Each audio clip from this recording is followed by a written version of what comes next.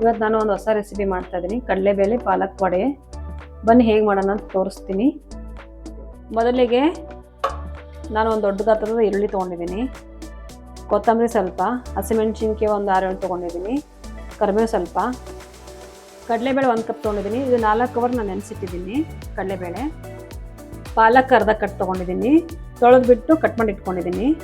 ಪಾಲಕ್ಕು, ಶುಂಠಿ ಬೆಳ್ಳುಳ್ಳಿ paste 1 spoon ತೊಗೊಂಡಿದ್ದೀನಿ.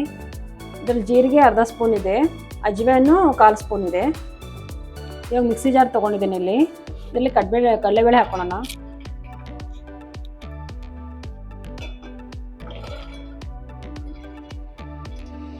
ಒಂದು ಕಪ್ ತೊಗೊಂಡಿದ್ದೀನಿ ನಾನು ಕಡಲೆಬೇಳೆಯಲ್ಲಿ. ಇದಕ್ಕೆ ಹಸಿಮೆಣಸಿನ್ಕಾಯಿ ಹಾಕೋಣ. ಇದು ರುಬ್ಕೊಂಬರೋಣ. ಇದು ಏನು ಮಾಡ್ಬೇಕು ಗೊತ್ತಾ, ಫುಲ್ಲು ಸಣ್ಣ ಪೇಸ್ಟ್ ಮಾಡ್ಕೋಬಾರ್ದು, ತರಿತರಿಯಾಗಿ ರುಬ್ಕೊಂಬರಬೇಕು. ರುಬ್ಕೊಂಬರೋಣ ಇವಾಗ ಕಡಲೆಬೇಳೆ ಮತ್ತು ಹಸಿಮೆಣಸಿನ್ಕಾಯಿ.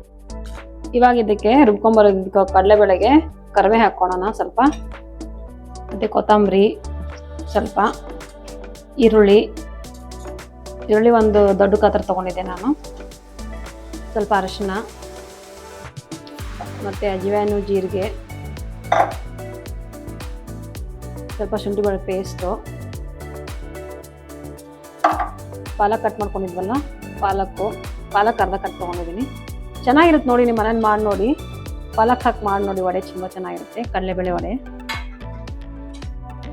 ಉಪ್ಪು ಹಾಕ್ತದೆ ನೋಡಿ. ಇದು ಪಾಲಕ್ ಕಡಲೆಬೇಳೆ ವಡೆ ತುಂಬ ಚೆನ್ನಾಗಿರುತ್ತೆ. ತುಂಬ ಎಲ್ಲಿ ಪಾಲಕ್ ಹಾಕಿರ್ತೀವಲ್ಲ ಚೆನ್ನಾಗಿರುತ್ತೆ ನೋಡಿ. ಸ್ವಲ್ಪ ಉಪ್ಪು ಹಾಕಿದ್ದೀನಿ. ಇದು ಹಾಕೊಂಡು ಮಿಕ್ಸ್ ಮಾಡ್ಕೊಳ್ಳೋಣ. ಇವಾಗ ಮಿಕ್ಸ್ ಮಾಡಿ ಚೆನ್ನಾಗಿ.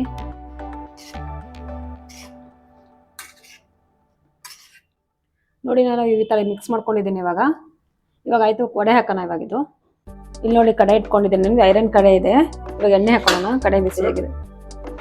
ಇವಾಗ ನೋಡಿ ಎಣ್ಣೆ ಬಿಸಿಯಾಗಿದೆ, ನಾನು ವಡೆ ಹಾಕ್ತಾಯಿದ್ದೀನಿ. ಇವಾಗ ಇದು ಲೋ ಫ್ಲೇಮಲ್ಲಿ ಇಟ್ಟು ಮಾಡಬೇಕು ವಡೆನ, ಕಡಲೆಬೇಳೆ ವಡೆನ. ನೋಡಿ ವಡೆ ಹಾಕ್ತೀನಿ. ಮೀಡಿಯಮ್ ಸೈಜ್ ಮಾಡಿ ವಡೆನ.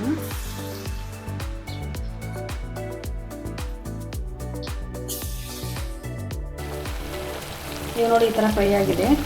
ಇನ್ನೂ ಸ್ವಲ್ಪ ಫ್ರೈ ಆಗಬೇಕು, ಇಲ್ಲಾಂದರೆ ಇನ್ನೂ ಚೆನ್ನಾಗಿ ಫ್ರೈ ಮಾಡಲಿಲ್ಲ ಅಂದರೆ ಒಳಗಡೆ ಹಸಿ ಇರುತ್ತೆ. ಇದು ಚೆನ್ನಾಗಿ ಫ್ರೈ ಮಾಡಬೇಕು ಬೇಳೆ ವಡೆನ. ಇವಾಗ ನೋಡಿ ಇದಾಗಿದೆ, ತೆಗಿತೀನಿ ಇವಾಗ.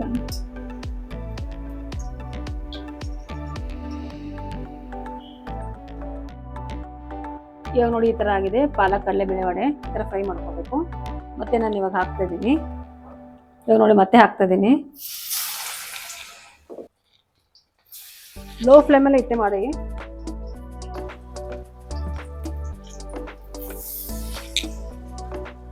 ಪಾಲಕ್ ಕಡಲೆಬೇಳೆ ರೆಡಿಯಾಗಿದೆ ನೋಡಿ. ನಿಮ್ಮ ಮನೆಯಲ್ಲೂ ಟ್ರೈ ಮಾಡಿ. ಸುವರ್ಣ ಅಡುಗೆಗೆ ಸಬ್ಸ್ಕ್ರೈಬ್ ಮಾಡಿ, ಶೇರ್ ಮಾಡಿ. Thank you.